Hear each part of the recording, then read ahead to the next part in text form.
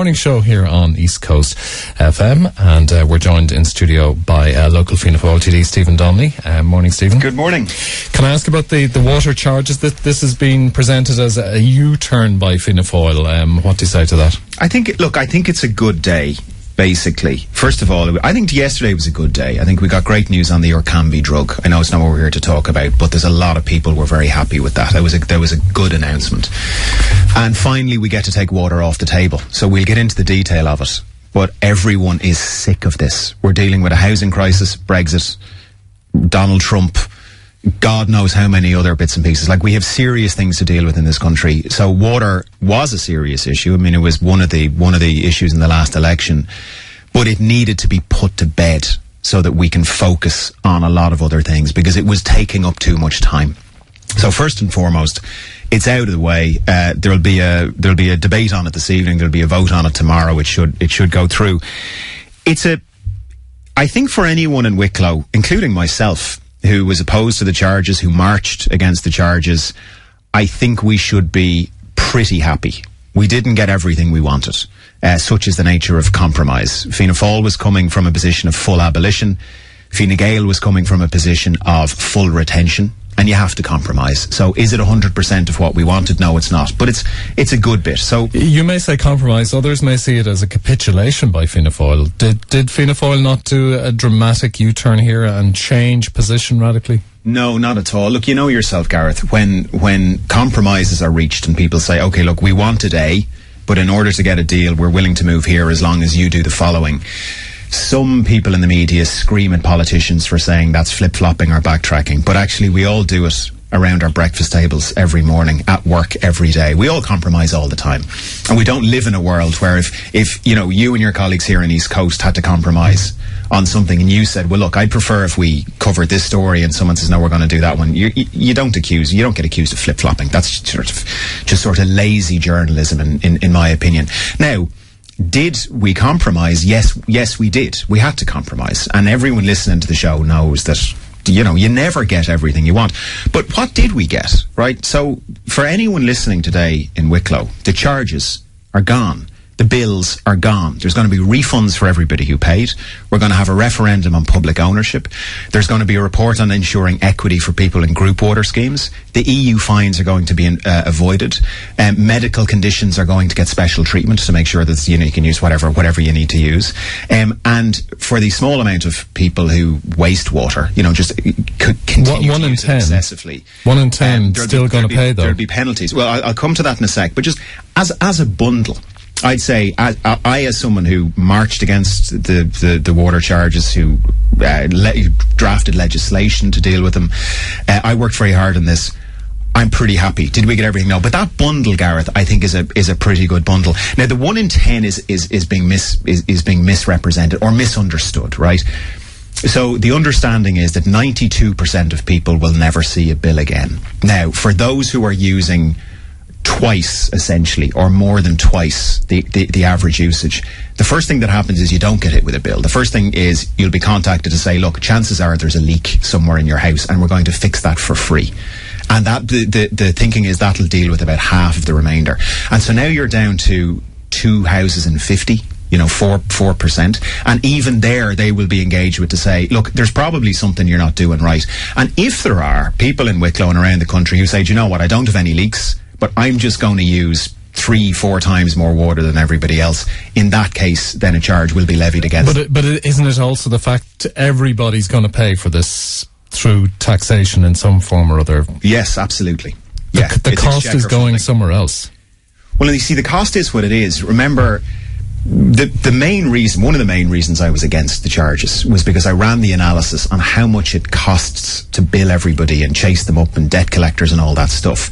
And by my reckoning, it cost about the same much to collect the money as the money you get. And therefore, you're at zero anyway. That was just a stupid thing to do. Now, actually, the latest figures suggest it cost money. So in charging people for money, actually, we ended up costing ourselves money. And so the question you ask is the right one, which is where do we pay for it from? But actually, that question had to be asked whether we charged or not, because the charge never raised any money for the system. And now we found out, we think, that actually it costs money to charge people. So what do? You've three sources. You've commercial water rates, obviously. There's still several hundred million comes in on that. There's exchequer funding, as it currently is, and then there's borrowing for Irish Water.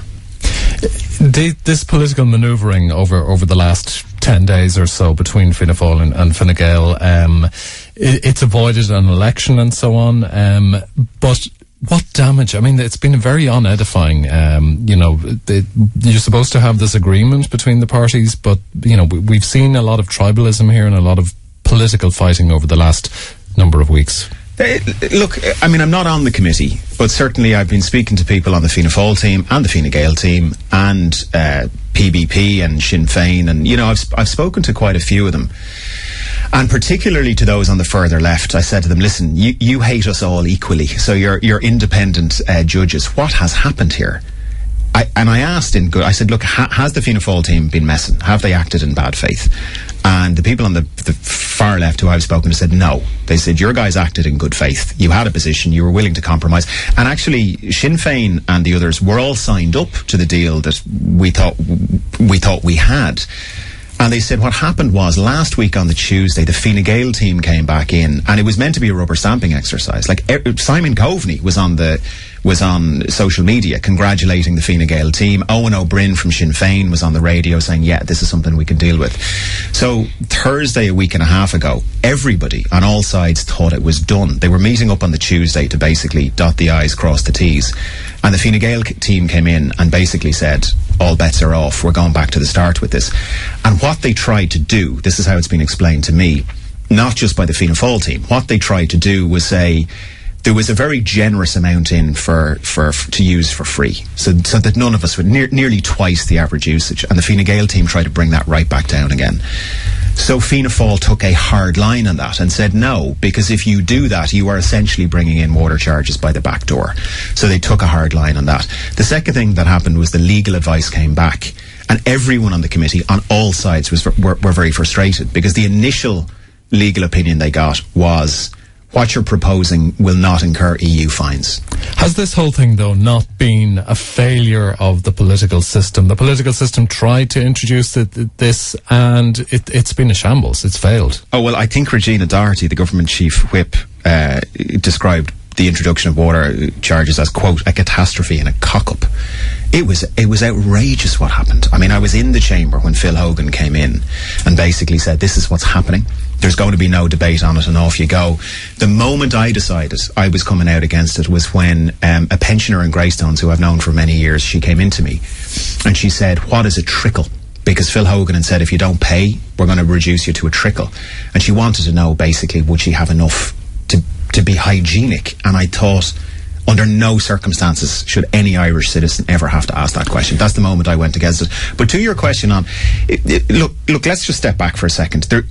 There's a danger to the media portraying compromise by politicians as unedifying. What's happened?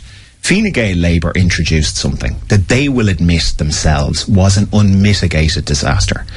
The public, including me. But they had to introduce that because of what happened in the previous administration, surely. No, you see, it turns out they didn't. They didn't, and the previous administration didn't bring it in, and it's not being brought in. And surprise, it wasn't. But was austerity not the legacy of the last government? Yes, it was. Yes, it absolutely was. But that did not necessitate what Fine Gael Labour did in terms of water charges. So look, what happened? The previous government brought something in. They admit themselves it was a disaster.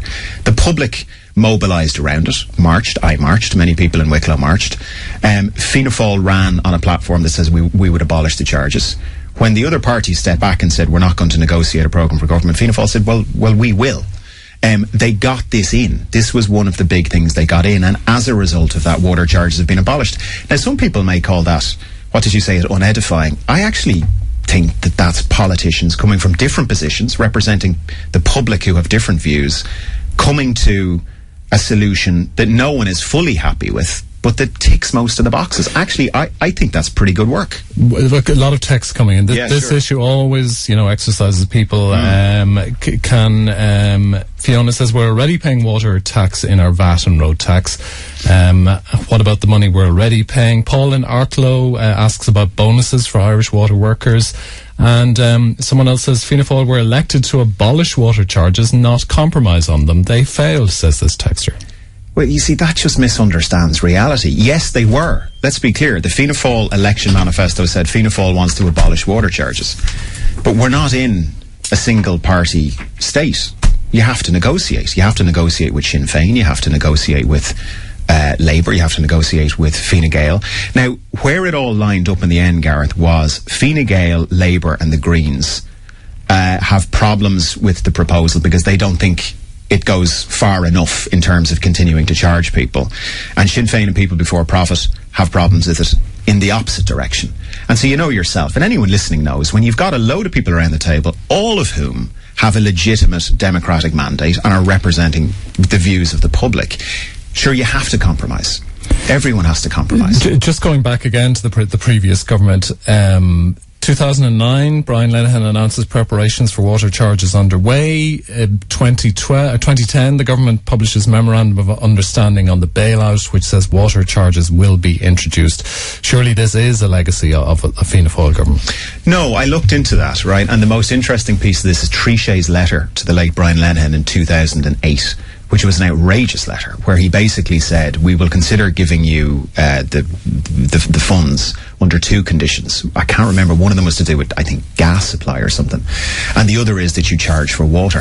So I've asked some of the Fine Gael TDs who were around and said, what happened? And they said, look, you know, a deal had to be done with the Troika.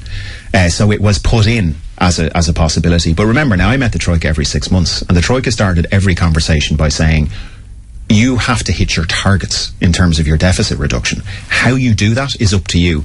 The MOU says, here are lots of things we, the Troika, would like to see, but they reiterated again and again and again, how you do it is up to you. So was it put in there? Did Trichet say to the late Brian Lenihan, this is something we want to see? Absolutely it was. That did happen. But it was never implemented. Remember, water charges was always a Fine Gael idea, and they'll admit that themselves. That's not a political attack on Fine Gael. They absolutely believe in it. That's their position. Simon Coveney brought it in. Was it in 2007? I think he had this New Era document. So that's regardless of who was to blame, though, I mean, was taxing water not always going to be a hugely emotive issue? And clearly, I mean, again, our text line's lighting up this morning. This has hit a really raw nerve with people. Oh, absolutely. That's why I think that's why yesterday was a good day.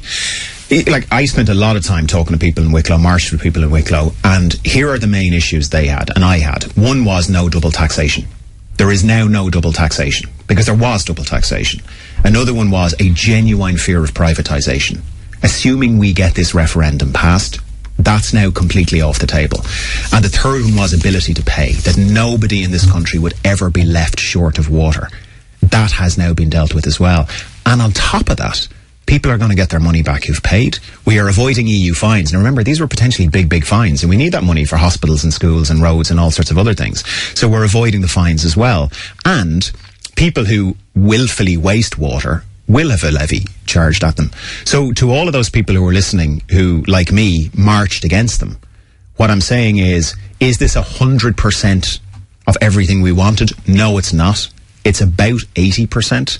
20% you do have to concede, because you are negotiating with Fine Gael, who also have a legitimate mandate, and they believed in full implementation and ongoing water charges. So if one accepts that we all have to compromise, then this is a bloody good deal. Another texter here says it's a sham. It's about keeping politicians in power.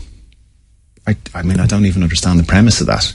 Like, we were elected on various platforms, and we have achieved what... Do you know what I mean? Like, during the election, the public said, we want rid of water charges. Well, they're gone. So you can't say sensible compromise is people trying to keep their jobs. I mean, that's our job, is to reach sensible compromise. Another texter says 133 litres a day. An average shower is 100 litres a day, and a washing machine 65 litres. Are water charges coming in by the back door? No, but that's what Fine Gael were trying to do, right? So the evidence to the committee was that the average usage, and I don't have the source for that, so I can't comment on it, but the average usage is 133 litres per person per day, and we've gone to nearly twice that. What Fine Gael were trying to do was say, no, let's bring it right back down again, in which case that's essentially what they were trying to do, is bring it back in by the back door. And what Fianna Fail have been doing over the last week is making sure that didn't happen. One more text here I'll put to you. Fianna Fail have stabbed the country in the back. I'll never vote Fianna Fail again in my life, says Paul in Arklow. Well, Paul in Arklow sounds like he's never voted for Fianna Fail ever. Like, in fairness, there's a you know, let's step back from the politics of this. The far left political parties took a big stand on this and marched on it and mobilised on it. And now they are in a political tricky situation, because while everyone else stepped back and said, well, we're too pure or too scared to go into talks for government, Fianna Fail went into talks for government. Fianna Fail got this into the Supply and Confidence Agreement. Fianna Fail got this into the programme for government, and Fianna Fail have just done the deal. So for those in the far left, they have been screaming, we want an end to water charges, we want a referendum, we want no more charges. Fianna Fail have just delivered that. They haven't. Fianna Fail have just delivered that. And so now what do? Well, what they do is they cling on to the 10% that we weren't able to get because Fine Gael, or 20% that Fine Gael got, and they scream betrayal. So they're in a difficult position, because in fact Fianna Fail has just delivered what they wanted. You know, and why not just be nice about that? Why not just accept that? Just one final one here. Texter says, I can understand if there was a lack of water in this country, but 9 months of the year we're ankle deep in water. I know, we really are. To be honest, just on a human level, I think that's part of the visceral reaction. Like, partly, as you know, it was the straw that broke the camel's back, because there's loads of things that the country could have gone marched on, like bondholders. I tried to get people marching on bondholders and nobody would. This was the straw.